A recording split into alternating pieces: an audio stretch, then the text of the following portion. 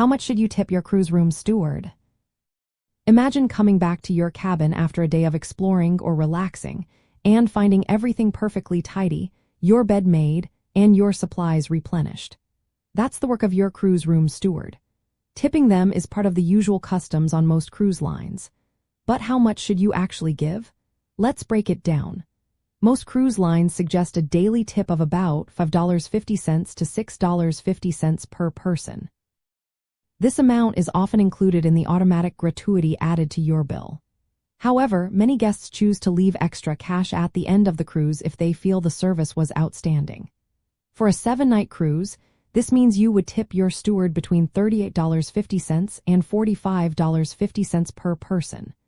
Remember, if you are traveling with a group, the tip is calculated per individual, not per cabin. Some cruise lines like Royal Caribbean have a set daily gratuity rate that covers not just your room steward but other staff members as well. For example, Royal Caribbean's current rate is $18.50 per person each day, with part of that going to your steward. The amount your steward receives usually falls between $5 and $6 per person each day. If you want to leave an extra tip, it's common to do so on the last day of your cruise.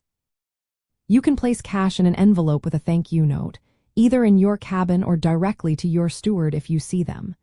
Many cruise lines provide envelopes in your cabin stationery for this purpose. For longer cruises, some guests prefer to tip weekly, but most wait until the end of the trip.